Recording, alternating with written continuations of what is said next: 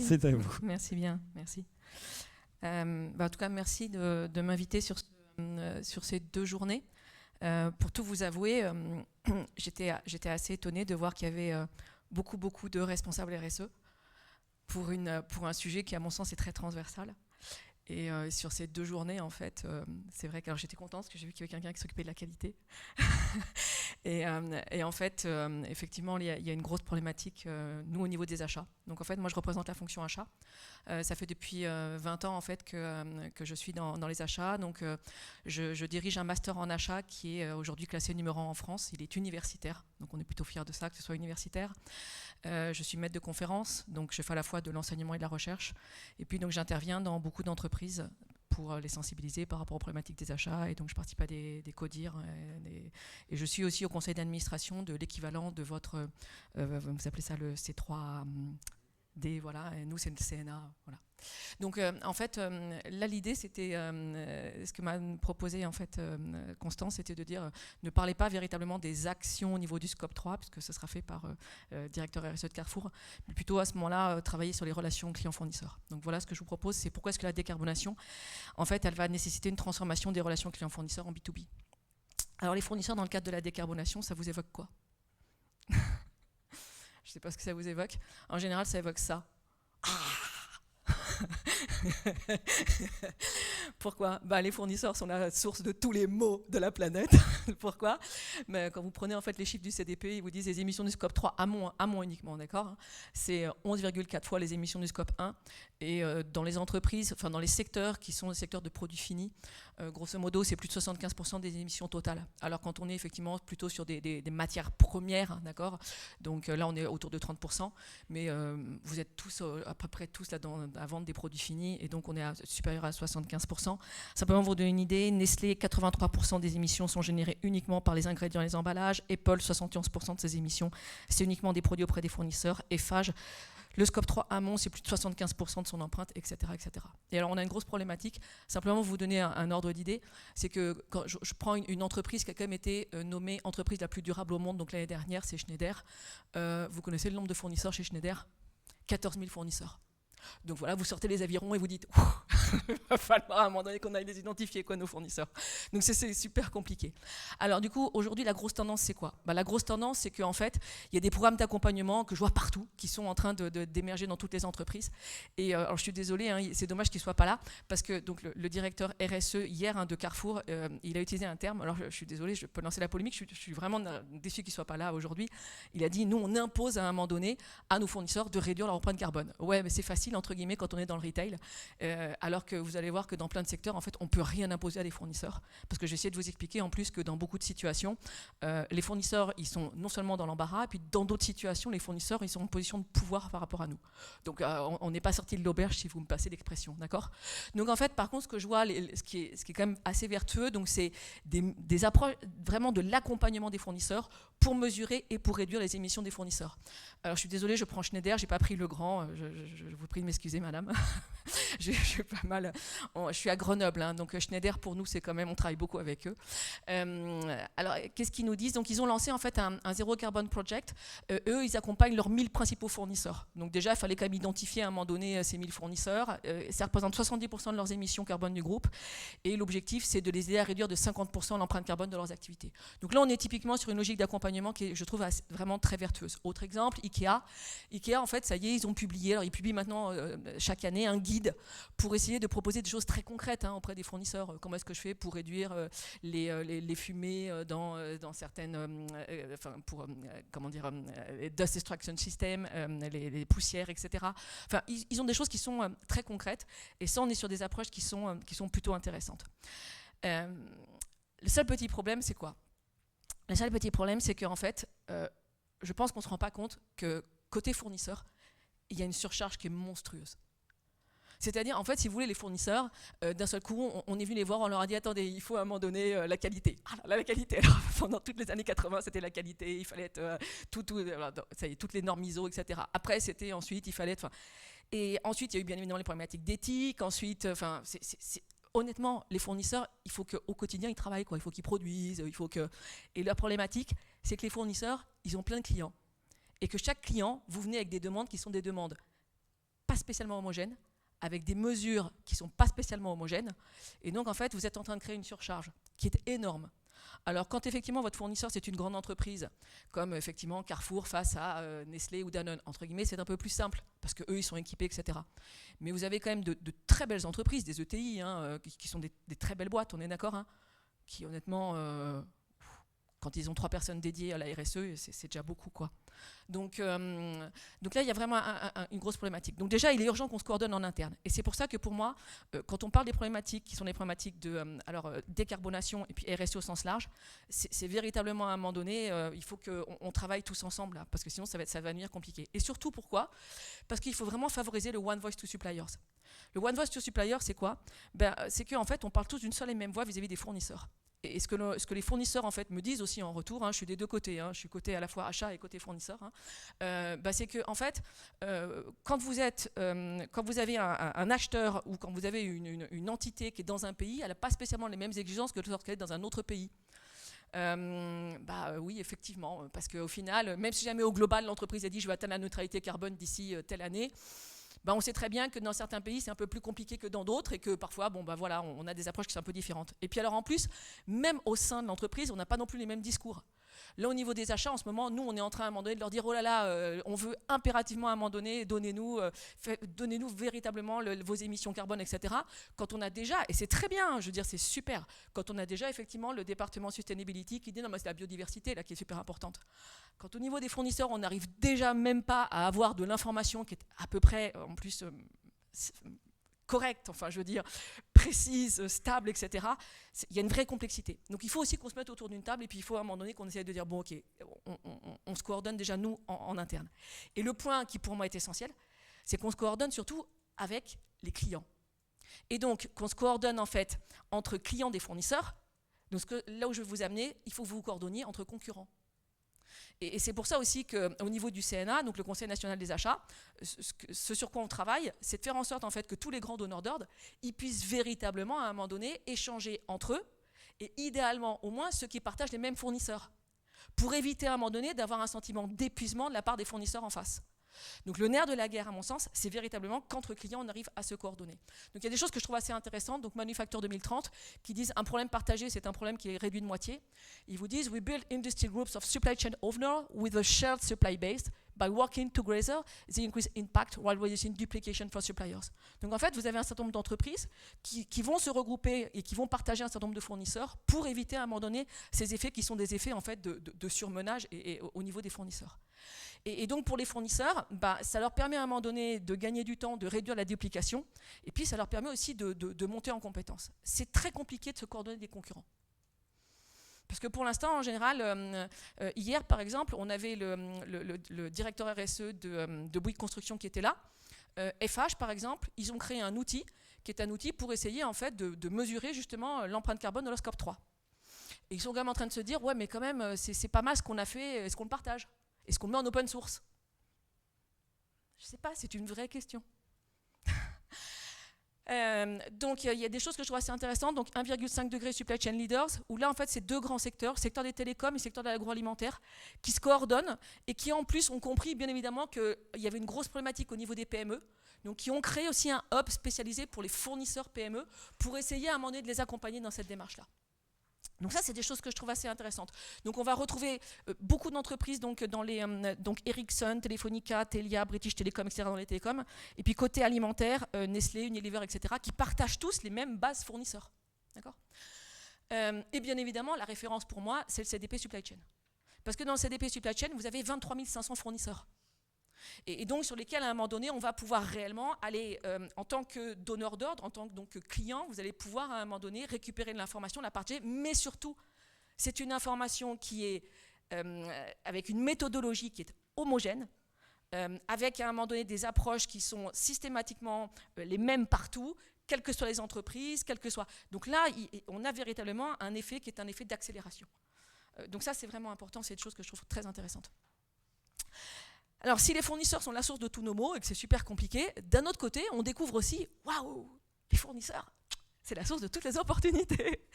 Alors, pourquoi les fournisseurs sont aussi la source de toutes les opportunités ? Eh bien, parce qu'en fait, Quand vous regardez la dernière étude de l'Agence internationale de l'énergie, elle nous dit quoi? Elle nous dit, mais c'est très simple, si on veut en fait atteindre la neutralité carbone en 2050, il y a 46% des émissions de CO2 qui aujourd'hui n'ont pas encore en fait de solution technologique pour être réduites. Donc ça veut dire qu'en fait il y a une grosse problématique en fait, si vous voulez, des technologies qui ne sont pas encore accessibles. Alors j'ai une question toute bête, d'où proviennent les innovations technologiques? Et là, quand j'explique ça dans des boîtes qui sont des boîtes avec des cultures R&D très très fortes, là, ils sortent leurs tomates pourries et ils me les envoient en pleine figure. Pourquoi? Parce que je leur dis, ben non, au final, a priori, les principales sources au final d'innovation dans les entreprises, c'est pas spécialement la R&D en interne. C'est terrible, hein? Donc les principales sources d'innovation dans les entreprises, en fait, en interne, la R&D, elle vient en 3e position. D'accord? Et puis en fait en externe, alors ça dépend honnêtement des années, hein, je vais être honnête avec vous, hein, un coup c'est les fournisseurs, un coup c'est les clients. D'accord? Faut reconnaître les choses. D'accord? Mais donc ça provient effectivement majoritairement des fournisseurs. Et alors là du coup on se dit waouh, les fournisseurs, messieurs les fournisseurs, je vous aime. D'accord? Le seul petit souci c'est quoi? Ben, c'est que déjà il faudrait qu'on arrive à se connecter en interne. Pourquoi? Parce qu'à nouveau, il est nécessaire aussi qu'on parle d'une seule et même voix vis-à-vis des fournisseurs et qu'on n'ait pas à un moment donné des approches qui soient des approches où on est en train d'aller démultiplier en fait parfois des messages hyper contradictoires auprès à un moment donné de la même entreprise. Donc déjà, il faudrait qu'on se coordonne en interne. Et en particulier, et puis surtout, il faut que la R&D, elle arrête d'être dans une tour d'ivoire.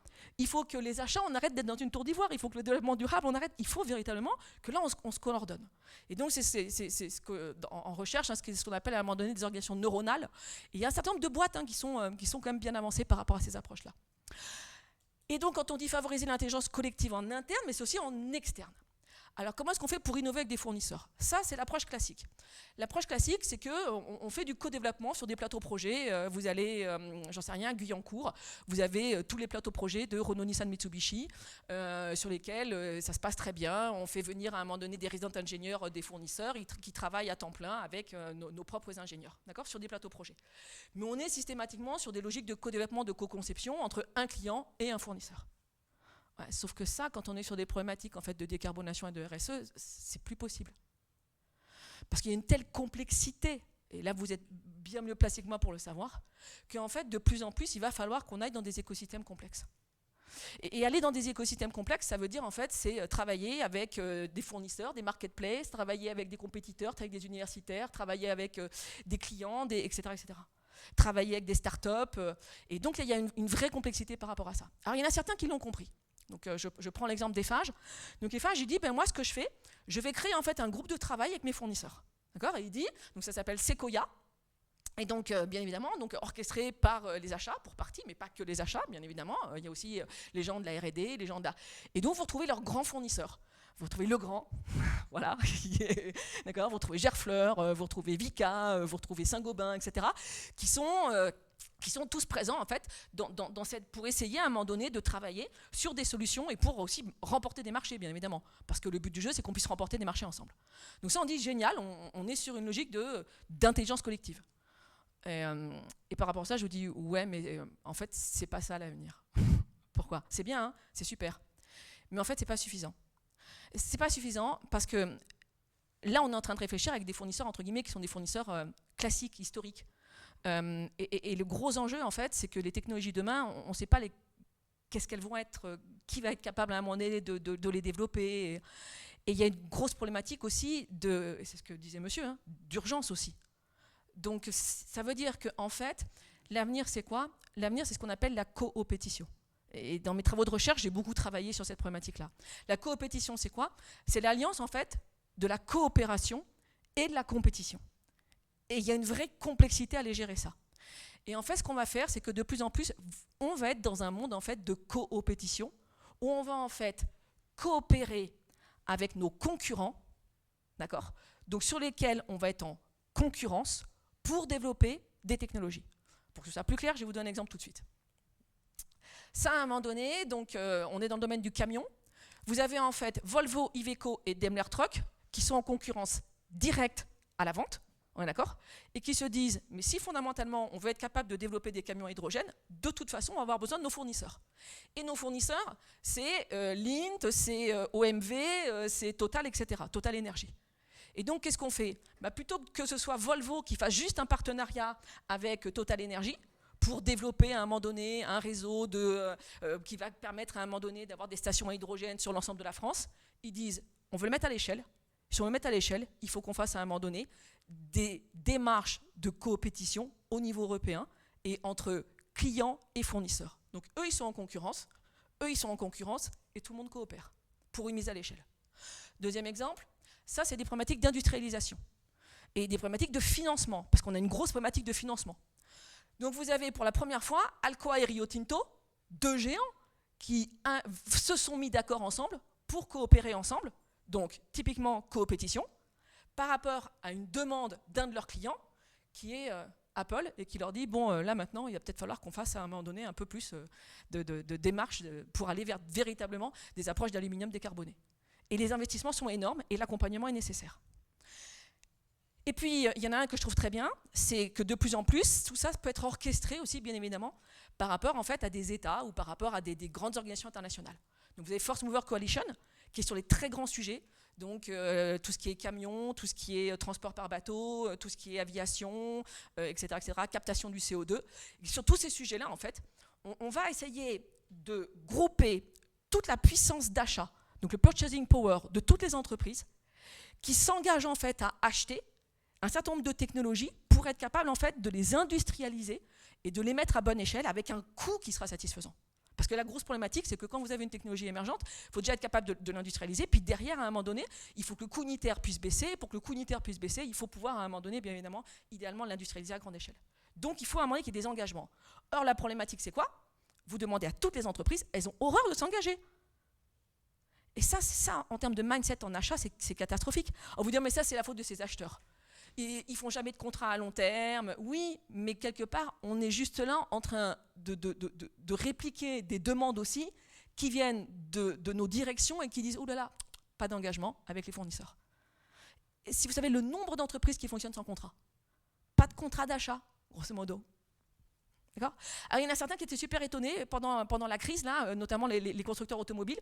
Donc Renault-Nissan, on est formateur de référence de Renault-Nissan, d'accord ? Alors, pour autant, honnêtement, on ne leur apprend pas à taper sur la tête des fournisseurs, mais là, d'un seul coup, ils se disaient « Mon Dieu, pourquoi est-ce qu'on n'est pas livré en période de pénurie sur les semi-conducteurs ?» Bah ouais, soyez pas étonnés, ça fait depuis 10 ans que vous avez des approches qui sont aberrantes par rapport à ce que vous êtes en train d'acheter. On n'est pas en train de mettre en concurrence régulièrement des fournisseurs et systématiquement leur demander du prix, quand à un moment donné, au final, c'est le fournisseur qui maîtrise la techno.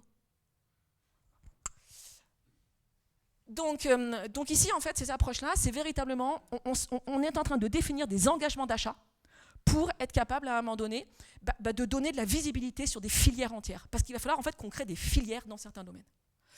Et mon préféré, c'est Carbios. Donc vous savez tous, en fait, que, alors au niveau de l'Europe et au niveau de la France, on est encore plus strict, parce qu'au niveau du plastique, donc à partir de 2025, il faut que toutes les filières du plastique, en fait, elles aient une filière de recyclage du plastique.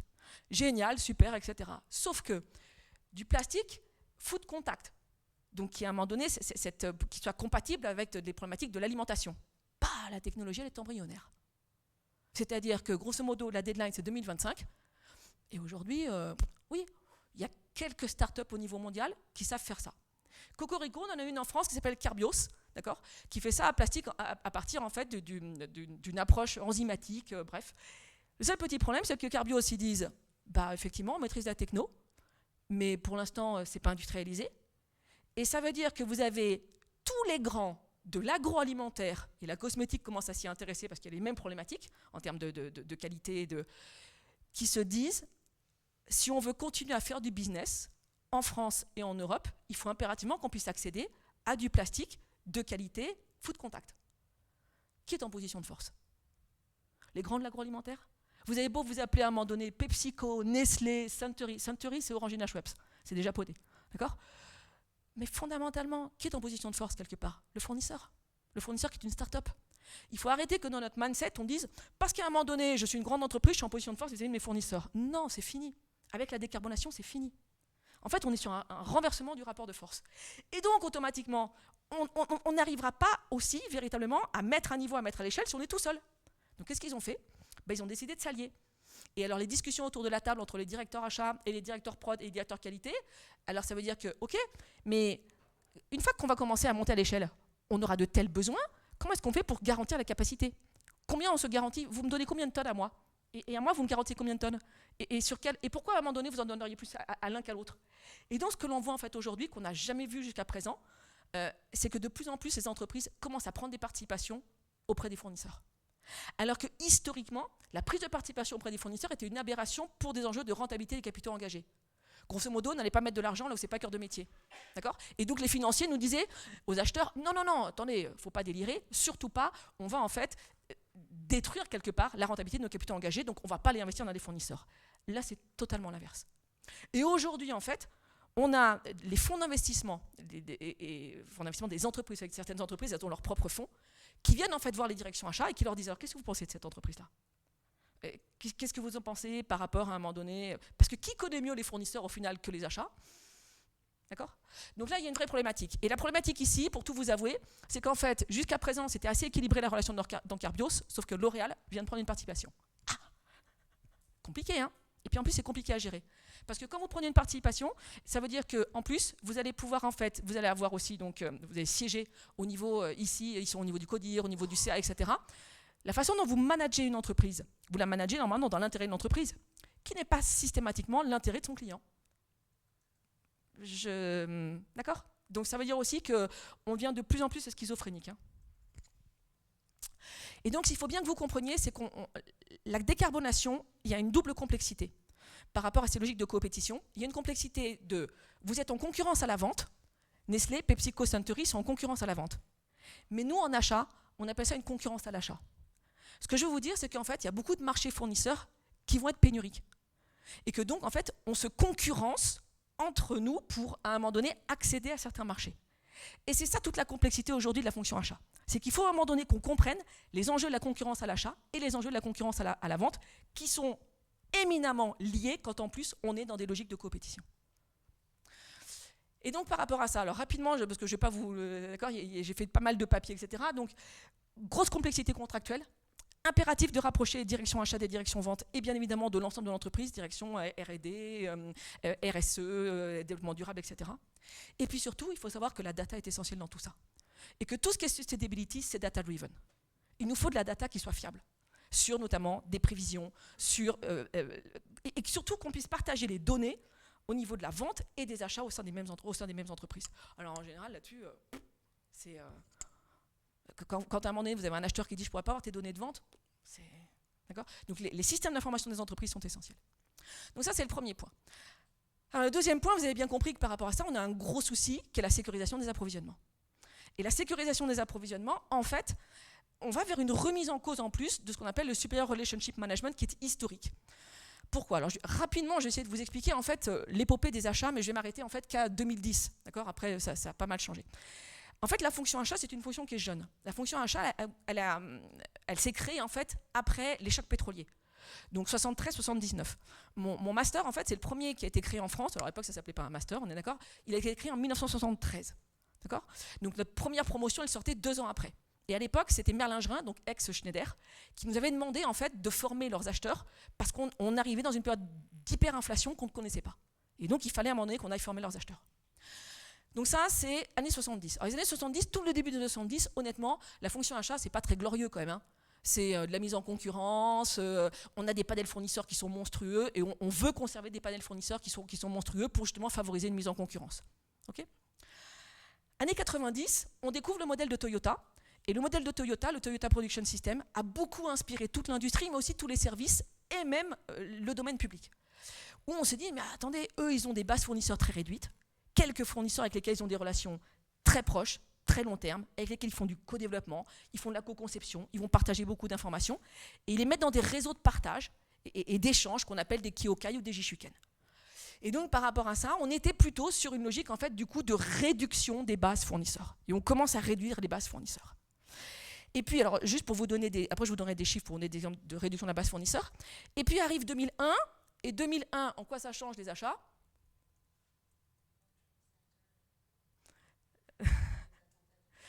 Non, je ne pensais pas à ça, non. 2001, c'est l'entrée de la Chine dans l'OMC. Et du coup, en fait, qu'est-ce qui se passe ? Ah bah là, d'un seul coup, toutes les directions générales, elles nous disent « Non, mais vous savez, la réduction des panels fournisseurs, c'est pas mal. Hein. Le modèle de Toyota, c'est bien, mais il faut aller sourcer en Chine. » Et là, on nous impose des indicateurs. Je ne sais pas si vous aimez l'aberration.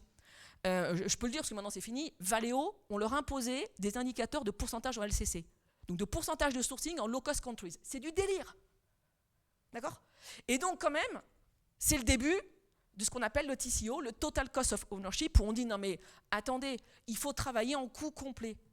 Total Cost of Ownership, en coût complet de possession. Et on commence à avoir des beaux modèles de coût complet de possession, c'est-à-dire que je n'achète pas un prix, j'achète un coût complet, avec le transport, la douane, etc. Et nous, aujourd'hui, on parle de TCO2, parce qu'en fait, on est en coût complet, impact carbone y compris. Et aujourd'hui, nous, on travaille en fait sur des simulateurs carbone au niveau des achats, où en fait, on est capable, pour chacun des différents éléments en face, d'avoir en fonction de, tiens, je prends plutôt un plastique recyclé, là, je prends plutôt un carton, là, de connaître en fait le coût du produit, l'impact carbone, et si l'entreprise, elle est capable d'avoir un coût interne du carbone, de le valoriser en interne. Et donc, quand on arrive en fait auprès des CODIR, de dire, il faut plutôt opter pour telle option plutôt que telle option, et grâce à nos simulateurs carbone, on est capable de leur dire ce qu'il en est. Donc aujourd'hui, c'est notre gros travail en ce moment au niveau des achats. C'est travailler sur ces simulateurs carbone par produit. D'accord? Et on fait ça à un moment donné. Donc là, on est sur cette logique de rationalisation globale en fait, des bases fournisseurs. Pourquoi? Mais vous comprenez bien que si j'ai moins de fournisseurs, je peux globaliser, donc il y a un enjeu de coût. J'ai un enjeu de qualité énorme. Je ne peux pas gérer de la qualité quand j'ai 16 000 fournisseurs, ce n'est pas possible. Et puis, c'est quand même plus facile d'être sur des relations à un moment donné, d'échange, de partenariat, de co-conception quand j'ai que quelques fournisseurs. Donc simplement vous donner une idée, General Motors, entre 86 et 92, ils sont passés de 2000 fournisseurs à 1000 fournisseurs. La RATP, ils sont passés de 12 000 fournisseurs à 5 000 fournisseurs. Sony, ils sont passés de 2500 à 1200 fournisseurs. Je parle que des fournisseurs de production. Vous prenez Decathlon. Decathlon, aujourd'hui, c'est 16 000 fournisseurs indirects. Et on est en train de travailler sur leur base fournisseurs. Alors, je ne vous raconte pas pour la loi sur le devoir de vigilance. Ben, je ne vous raconte pas non plus sur les problématiques de décarbonation. D'accord? Là, on est sur les indirects. Donc, par rapport à ça, en fait, pourquoi je vous parle de cette épopée? Parce que ça a amené en fait à ce qu'on appelle des approches pyramidales avec nos fournisseurs. Vous comprenez que si jamais en fait on réduit les bases fournisseurs, qu'est-ce qu'on cherche? On a toujours besoin pour construire une voiture d'avoir un levier de vitesse, un volant, des freins, des systèmes d'éclairage, etc. On est d'accord? Or aujourd'hui, un constructeur automobile, fondamentalement, il a à peu près moins d'une dizaine de fournisseurs de rang 1. Et pour autant, il a besoin d'autant de pièces. Donc qu'est-ce qu'il fait? En fait, il achète des sous-ensembles, il achète des modules. C'est l'ère de la modularisation de la production. Mais ce n'est pas que dans l'automobile, c'est dans l'aéronautique, Seb, les cafetières, etc., ils font ça. Vous prenez dans les Zara, c'est ni plus ni moins que ça. Vous prenez les ordinateurs, c'est ça. On est typiquement sur ces approches-là. Avec des fournisseurs qui sont des fournisseurs qu'on appelle dans l'automobile des équipementiers, et puis dans d'autres domaines, des tier 1, des tier 2, des tier 3, etc. D'accord? Donc ça, c'est l'exemple dans l'automobile. Je prends l'exemple de l'automobile. Vous avez les grands donneurs d'ordre en haut qu'on appelle en fait des OEM. Et puis, ils vont avoir en fait des équipementiers de rang 1, donc des Valeo, des Bosch, des Magna, etc., qui ensuite vont avoir des fournisseurs de composants qui vont aller jusqu'aux fournisseurs de matières premières. Et puis, il y a aussi, avec la voiture autonome et électrique, il y a de plus en plus des semi-conducteurs. Donc là, on achète plutôt des microcontrôleurs, des cartes graphiques. Et puis eux-mêmes, ils vont sourcer auprès de fondeurs ou de gens qui fabriquent des micropuces. D'accord? Donc on est sur des logiques en fait de rang. Et là, vous allez me dire, OK, mais alors, vous voulez nous amener où là? Les enjeux de la décarbonation, ça a quoi à voir à un moment donné? En quoi ça va remettre en question tous ces modèles-là? Parce que la décarbonation, le problème, c'est ce que je vous disais en fait. On a des problématiques qui vont être des problématiques de pénurie et d'accès, aussi bien en fait à des composants électroniques qu'à certaines matières. Et je ne vous apprends rien qu'on est en train de gérer en même temps une transition climatique et une transition numérique, et que les deux sont liés. Et donc par rapport à ça, on va avoir des besoins typiquement sur certaines matières premières, en particulier du lithium multiplié par 42 entre 2020 et 2040, du graphite multiplié par 25, etc. Mais aussi sur certaines matières, comme je vous disais, les plastiques. D'accord? Le plastique recyclé de qualité alimentaire, il y a la même problématique. D'accord? Donc qu'est-ce qu'on fait? Eh bien, en fait, les clients, d'un seul coup, ils découvrent que, waouh, il y a des gros soucis par rapport à tout ça. Et donc, qu'est-ce qu'ils font? Eh bien, en fait, avant, ils s'adressaient à leur rang 1. Maintenant, ils vont tout au fond de la supply chain. Et en fait, ils découvrent, et on découvre aujourd'hui au niveau des achats, des secteurs qu'on ne connaît absolument pas. On va sourcer en direct auprès des fournisseurs de raw materials, pour se garantir l'accès à certaines matières qui vont être indispensables et sur lesquelles en fait la décarbonation va de plus en plus nous en demander. Et puis on va de plus en plus sourcer en direct auprès des fournisseurs de tout ce qui est en fait les semi-conducteurs et l'électronique. Alors, juste quelques exemples. Allez sur le site allemand donc, de cet institut qui vous explique que du coup, Volkswagen, ils se sont dit, waouh, il faut qu'on aille sourcer du cobalt. Ah mais non, mais attendez, sourcer du cobalt, les acheteurs de Volkswagen, on veut du prix. Alors ils arrivent à un moment donné auprès des miniers, et ils leur disent, on veut du prix. Et ils se sont fait remballer. No way. Et ils ont dit, non, c'est pas possible. Et puis alors, vous vous engagez sur combien d'années? Ah ben, on s'engage pas. Attendez, vous voulez quoi là? D'accord? Donc ça, no way. Ils se sont fait sortir. Alors ils ont quand même réussi, parce qu'après à un moment donné, cette problématique-là, ils ont quand même réussi, ça y est, ils ont compris qu'il fallait s'engager dans la durée. 5 ans. Aujourd'hui, auprès des miniers, tous les constructeurs automobiles et beaucoup d'entreprises sont en train de s'engager sur 5 ans auprès des miniers pour garantir des quantités. D'accord? Stellantis a demandé un engagement de 10 ans. 10 ans auprès de Vulca. Vulca, en fait, c'est un minier qui est un minier en Europe, et en particulier en Allemagne, et qui fait en fait du lithium du lithium propre. Vous irez voir, c'est assez intéressant. D'accord? Et Stellantis, pour dire, ah mais les autres, ils s'engagent sur 5 ans, ok. Nous, on arrive, engagement de 10 ans avec des engagements de volume. 10 ans. On est typiquement sur les PPA, quoi. D'accord? Les Power Purchase Agreements, sur lesquels on va s'engager sur la très longue durée. Et puis d'un seul coup, vous avez Tesla qui arrive et qui dit, oh là là, le lithium, c'est trop cher, il faudrait qu'on rentre dans la supply chain. Donc eux, carrément, ils disent, bah, eux, on va en racheter, en fait. Bah, si vous voulez en racheter, compliqué aussi. Un autre exemple, là, carrément, c'est Volvo Trucks, donc les camions. Eux, ils disent, mais l'acier décarboné, tout le monde n'en aura pas. Donc, qu'est-ce qu'ils font? Bah, eux, ils font des partenariats en direct pour la première fois avec Saab, qui est en fait un aciériste. Et dans un tout autre domaine, Nike qui dit, ah ouais, non mais attendez, le Bangladesh, là, il n'y aura plus d'eau. Et puis en plus, on a des gros soucis parce qu'au final, il va y avoir des grosses problématiques d'industrialisation. Donc, qu'est-ce qu'ils font? Eh bien, ils disent, bah, maintenant, en fait, Nike, ils achètent des produits finis, on est d'accord, hein? Bah, Nike, à un moment donné, ils disent, non, il faut qu'on aille sourcer maintenant les machines qu'on va les mettre chez nos fournisseurs. Et donc, qu'est-ce qu'ils font? Ils disent, bah, en fait, on va sourcer, par exemple, Daico. Eux, ils font avec du dioxyde de carbone liquéfié. Ça permet, en fait, de faire de la teinture avec des couleurs extraordinaires. Mais surtout, donc, vous avez 95% du carbone qui est, en fait, quelque part recyclé, si je peux me permettre, qui reste dans la boucle. Et puis surtout, c'est pas d'eau. Donc, c'est quand même, à un moment donné, des choses qui sont... Et pour les premières fois, et donc, du coup, Nike fait le partenariat avec Daico, et puis derrière, il l'impose à ses fournisseurs. Taïwanais, etc., Bangladesh, d'accord? Donc en fait, qu'est-ce qu'on voit? On voit un renversement du rapport de force. Premièrement, avant on était sur des approches pyramidales, maintenant on est sur des approches tripartites, où vous avez le client qui va sourcer auprès des fournisseurs de matières premières, des machines de composants, qui va les imposer auprès du fournisseur de rang 1. Le pouvoir, en fait, il vient ici, d'accord? Et du coup, par rapport à ça, sur ces problématiques de pouvoir, en fait, ça, c'est un fournisseur qui est décarboné ou décarbonant. C'est-à-dire soit qui maîtrise les technos, soit qui... Et derrière, c'est vous tous qui êtes en train de courir après ces fournisseurs-là. Et la problématique, c'est quoi? C'est dans la quête de la neutralité climatique, les fournisseurs décarbonés et décarbonants, ils choisissent leurs clients. C'est pas vous qui les choisissez, c'est fini. Donc du coup, comment est-ce qu'on fait en tant que client? Et bien du coup, comment est-ce qu'on fait en tant que client? Ben, il faut apprendre à motiver ses fournisseurs. Et c'est fini à un moment donné, quand j'entends des gens qui me disent « Oh, mais moi j'impose à mes fournisseurs à un moment donné qui me donnent leur... » Non, c'est pas vrai, quoi. On n'impose rien du tout aux fournisseurs, on les motive. Et donc, ça fait depuis très longtemps que je travaille là-dessus. Depuis 2011, j'avais publié en fait une recherche en expliquant à un moment donné comment est-ce qu'on fait pour motiver les fournisseurs. Alors, je ne vais pas la détailler, simplement pour vous dire que les fournisseurs, on est tous très bons pour savoir s'ils sont bons en termes de qualité, en termes d'industrialisation, etc. Donc, on va mesurer un niveau de ressources et de compétences. On est très bons pour savoir s'ils sont capables, par exemple, de décarboner, etc. Ça, on sait faire. Par contre, on est très mauvais pour mesurer leur motivation. La problématique que l'on a, c'est qu'en tant qu'acheteur, pour nous, un fournisseur, ce qu'on appelle un best-in-class, le meilleur, c'est celui qui sait décarboner, qui a un bon niveau de R&D, qui sait industrialiser, qui est en termes de qualité, il est top. Ouais. Sauf que grosso modo, ce fournisseur-là, s'il n'est pas motivé par vous, s'il n'est pas motivé par votre entreprise et qu'il n'a pas envie de faire du business avec votre entreprise, il ne refusera pas un contrat. Hein. L'argent rentre, hein, tant mieux. Mais en cas de pénurie, vous ne serez pas livré en priorité. Quand il sortira une nouvelle innovation, ce n'est pas vous qui l'aurez.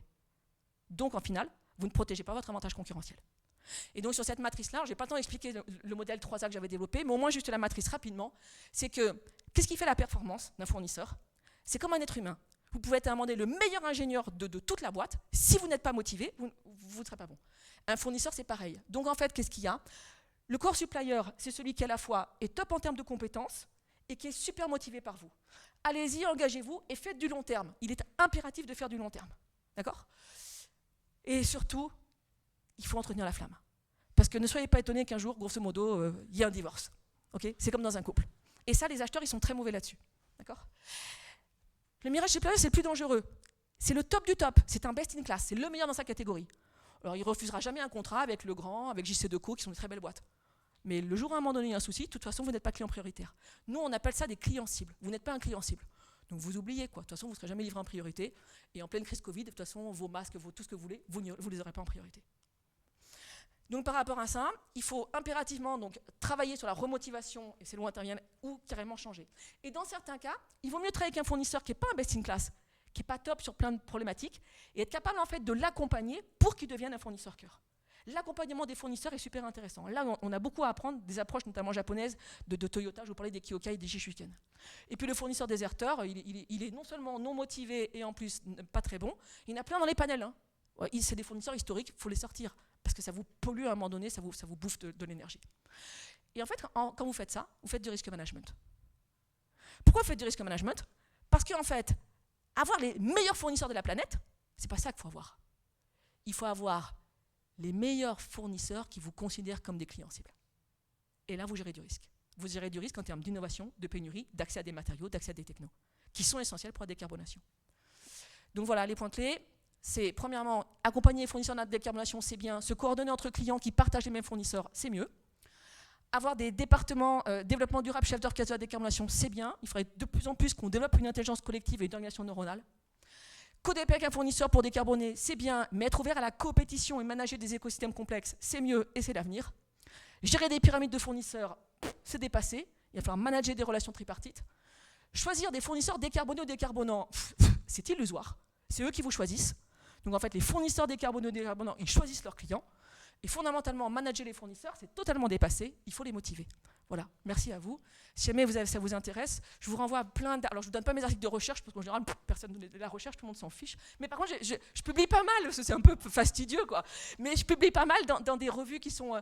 donc, si vous voulez regarder dans la Harvard Business Review, j'explique en fait comment l'économie de la fonctionnalité révolutionne la relation client-fournisseur. Ma dernière tribune de l'usine nouvelle, où j'explique cette transformation. Et puis, le livre blanc, qui est très appliqué là aux achats, j'explique le rôle des achats dans la décarbonation. J'explique comment est-ce qu'on fait nos simulateurs carbone, etc. Voilà. Merci pour votre attention. Je suis désolée, j'ai été...